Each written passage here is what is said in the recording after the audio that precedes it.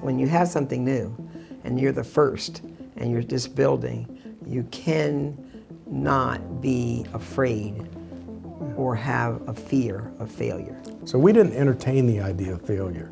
We simply knew that in time we would succeed. And the only question was, could we stay alive long enough to realize that success? But we never doubted that we could be successful doing what we were doing. We had total conviction.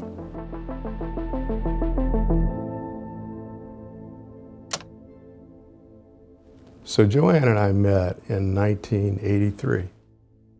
I was an analyst, and I attended a conference that was hosted by the National Association of Investment Companies, of which JoAnn was president. A couple of months after the conference, I received a call at my office from JoAnn Price. She asked if the next time I was in Washington, I would stop by the offices, which I did. And she asked if I would become a member of the legislative committee of the association. And I said, JoAnn, that's very interesting, but I'm not a lawyer. And she said, that's okay. I noticed at the conference you asked very good questions and you took copious notes. And I think you would be an interesting addition to that committee. I was flattered and I joined the committee, and that was really the beginning of my getting to know JoAnn Price. The whole industry was very aware of an effort that the trade association was endeavoring to accomplish. There was a point where they were looking for someone to head up the initiative. And they traveled the country trying to find someone that would do that. They came back not being successful in finding someone because no one wanted to take that risk to start something that was brand new. I had a belief system in our members and the work that was being done by the venture capital companies across the country. And so I was having dinner with Dr. Morse, Larry. Literally in the middle of the conversation, I said to him, Larry, would you consider being my partner in this effort?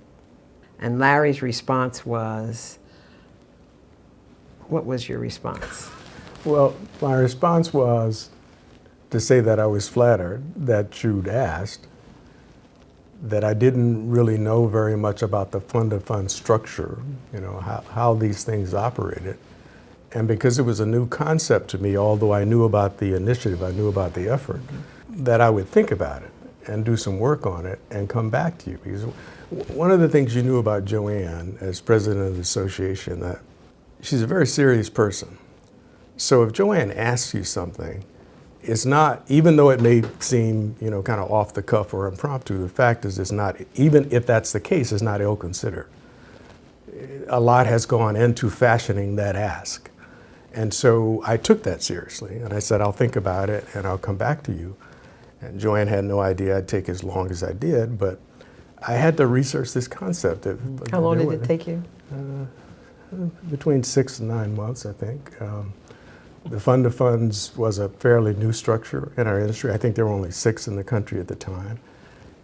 And so there are kind of two gating questions. One is whether I thought we could do it.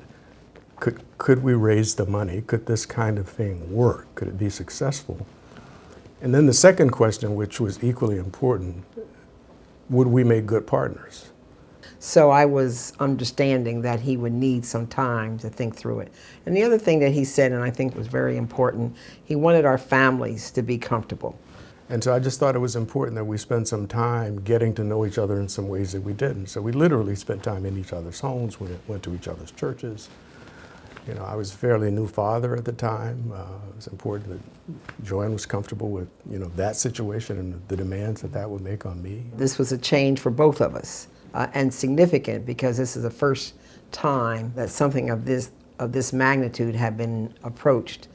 And so we wanted to make sure that for both of us, we would be able to be comfortable with being a part of this for the long haul. So the first 2 years was us being out in the market. We made the decision to move around the country as opposed to just going to one area or another. We had to be comfortable, and which was another reason I think Larry and I made very good partners, with getting mostly no's. Sometimes it bordered on hostile.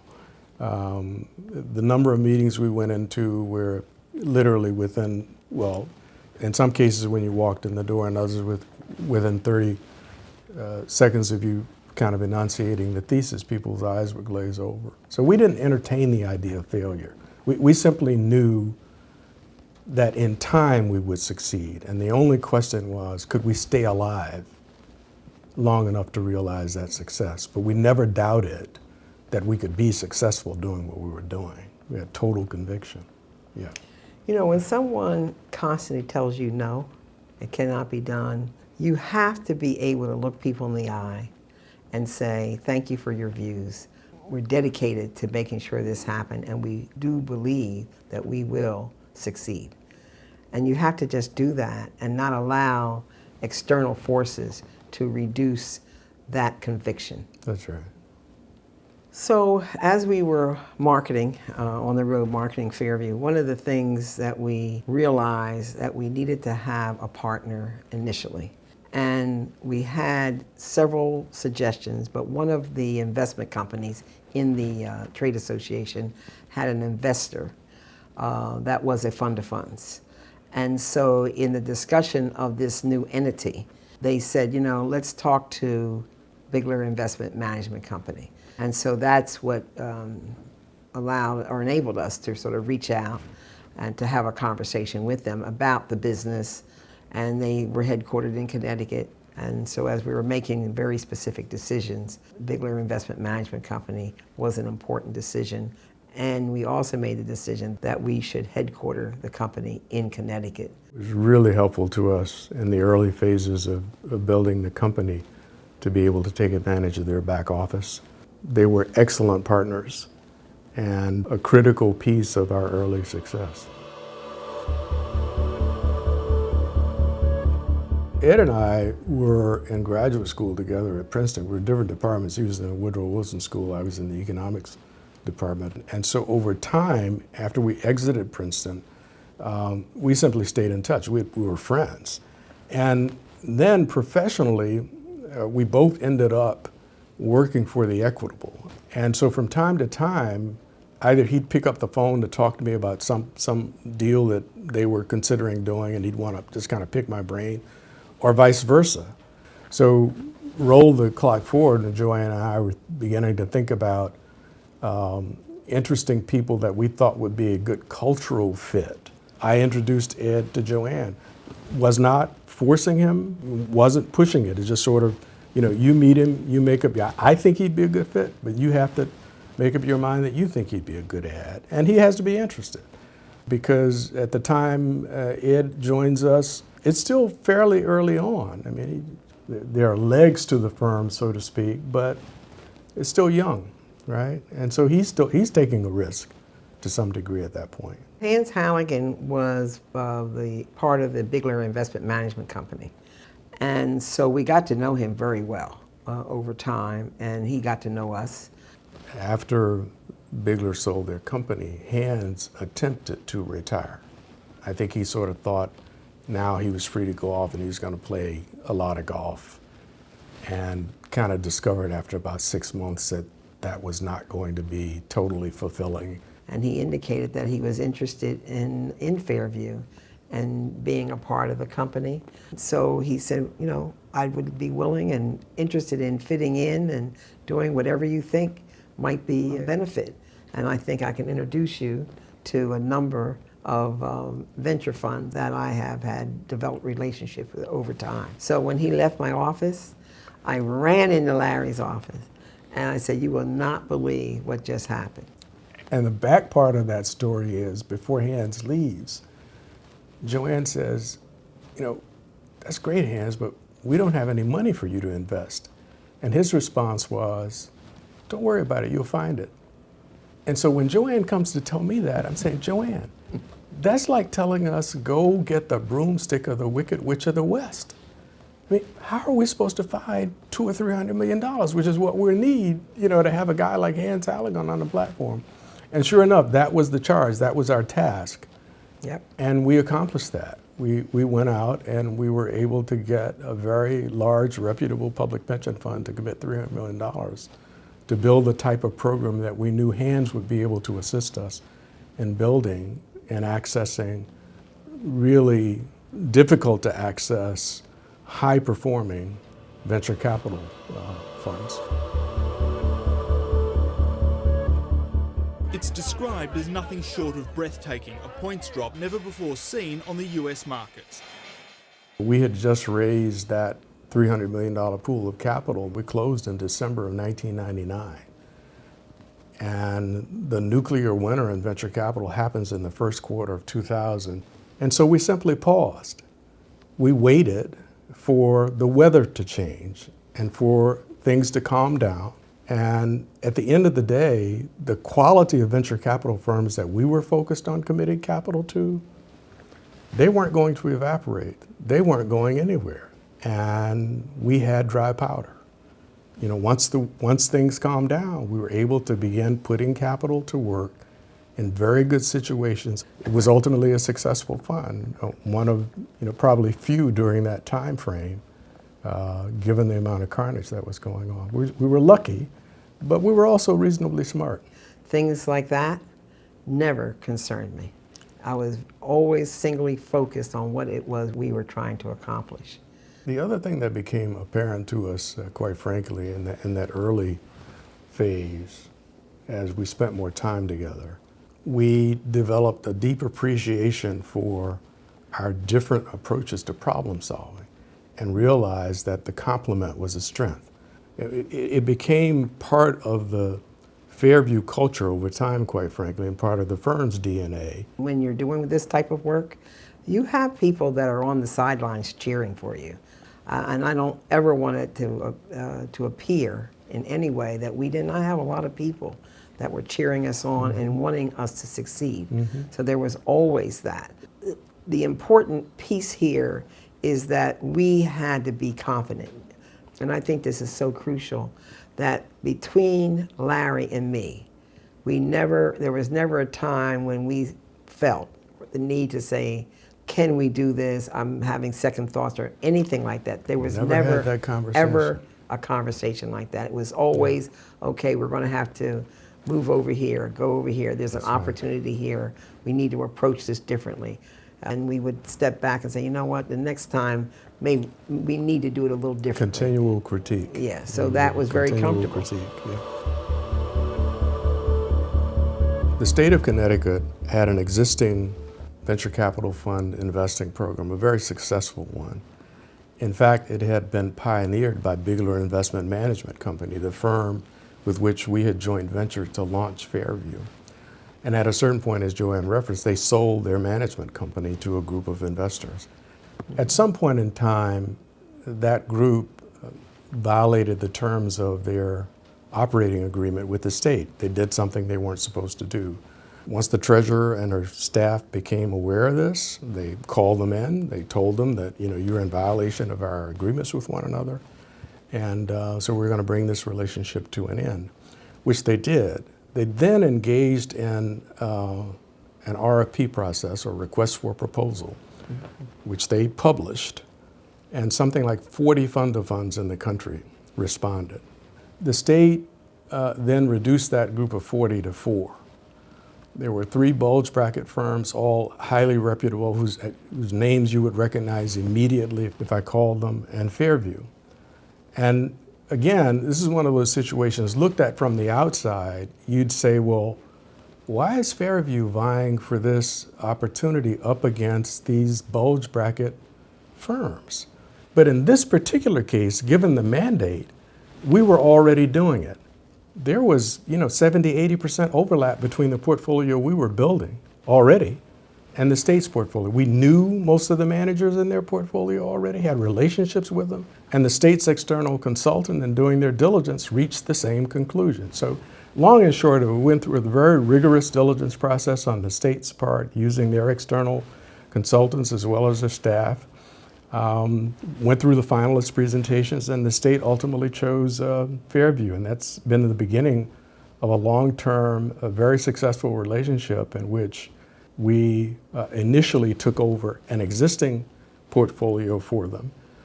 And based on reducing that portfolio over time to cash, the state then decided to commit additional capital, new capital, to us, which we deployed into that same marketplace, and have continued to do that to this day and do it successfully. We needed more space, and so we had to move. We were actually going to go right into downtown Hartford, but on the way downtown, Farmington Avenue, on the way down, the real estate agent said, you know, they are building an area in West Hartford that would probably have an opportunity, and they called it Blueback Square. I said, Blueback Square? You know, at that point I said, that's odd. So we went over, and of course the opportunity was out. It was laid out on a piece of cardboard. We were the anchor tenant. We were the anchor tenant. We were the first tenant. You know, we built out the space. He wanted a little bit more privacy, and I'm not too worried about people's privacy. I wanted a lot more privacy. But anyway. And because I would be walking in and out the office, you know, just moving, you know, and he knew what I would do, my personality. So that's one of the things that he thought would be helpful to him, to be at the other end of the building. You have to understand. Of the floor. For the first 10 years of our life, our offices were right next door to each other. And there's a point in time even where we had, because of the way the reception area was situated, we had a door between our two offices. And I said, the only way that's going to work is if I have a lock on my side of the door. And he put a lock on. Because JoAnn, right in. I need quiet time to think. And JoAnn is, you know, she's an ever-ready battery and engine, and she's like coming through and, you know, at the drop of a hat. If I have something I want to express, I want to do it immediately. Right. So then I'd walk out of my office and walk around and go into his office the other way. Yeah. But in any case, the two different approaches to things, Larry was very pleased to be at one end of the office. I was the one who did that, so he should be appreciative of me. Now it's official, we are in a recession. We're down by between 3 and 4.5%. The speed with which we are watching this market deteriorate. Because we're now down 43%. By that time, we've experienced a couple of cycles, and obviously we've experienced the nuclear winter of 2000. So we were confident going into it that the quality of managers in which we were investing all had playbooks. We entered that period knowing that from our perspective, worst case, again, the investment period would be elongated. But we had no concerns about whether or not we would survive it. And that is, in fact, what happened. We moderated our pace of committing capital. We had dry powder. We got through it, but it took longer for those portfolios that we committed to develop because of that. And so it challenged returns, but it didn't decimate them. We're in the long-term business, and so we had to make some changes in terms of timing. But with respect to what we had to do, we were constantly and always raising capital. Because if you don't have capital to invest, it doesn't matter what we're going through. You control the things you can control, and you focus on the things that you can control. But there are always going to be exogenous factors, macro factors, cycles that happen that you simply have to find a way to navigate. So tactically, that means you do some different things. Your overall strategy doesn't necessarily change, but tactically, in order to accomplish your goals, you may have to maneuver. We're coming on the air with the latest on the wave of protests and unrest taking place at this hour. Outrage at the death of George Floyd, an African-American man, while in police custody in Minneapolis. When the George Floyd incident occurred, and I, like millions of other Americans, watched this public murder, it was just, I guess for me, it was all a bit much. And I felt compelled to air some of my thoughts. People saw us a little differently during that time. I think we were inundated initially by inbound folk seeking to have conversations and wanting to be educated. And so we had an open door to everyone. We engaged in tons of conversations. You have to be confident. You have to be willing to speak to some of these things. And we have always been comfortable in speaking clearly about who we are, what we do, and how we have done it successfully. And that is very important for firms like ours to do that, and organizations that want to do it can look to Fairview and see the confidence that we have. So to Larry's point, George Floyd just elevated that. Our initial contact with New York Life came via a relationship that we had with the Ford Foundation. And apparently, a senior investment person at New York Life had reached out to the head of that activity at Ford Foundation to have a conversation. They chose to commit some capital to us. And then probably, going on, 3 years in, they reached out to say, if you and JoAnn are ever interested in a strategic conversation as you begin thinking about the future of your firm, we would be very interested in having that conversation with you. And we've been working on our own internal succession plans for close to a decade. Ultimately, we were able to structure a partnership with them that we believe situates the next generation of leaders here at Fairview to continue growing Fairview and to take it places that, quite frankly, JoAnn and I have been unable to do. For me, it is that the partners that have been a part of Fairview for a number of years now have the opportunity to take the firm forward. That is very exciting. We were able to structure it in a way that they feel that they have the confidence and the ability, and I think they feel good about the way that Larry and I have done it. We're still here, we will be here for a while, yeah. That's required, but we're not going to be intruding on their strategy and approach to continuing to build the firm. I think there's no question but that over the last 30 years, the industry has evolved. There's been considerable growth and some discernible change. It has yet to be easy. Is it easier in some respects? Yes. There are more diverse, talented people at all levels, both in the LP community as well as practitioners in the space, than when we began. And that evolution has happened in part as a result of the demonstration effect of seeing people do this successfully. So you've got more practitioners doing it, more young people deciding that they want to invest their careers in this space and that it's possible to do it and possible to raise capital. That's been a beautiful thing to watch, to see that evolution, just the numbers that weren't there in the early years. But it continues to grow. It continues to grow. And the other thing about Fairview, which you've seen for yourself, it is a diverse company.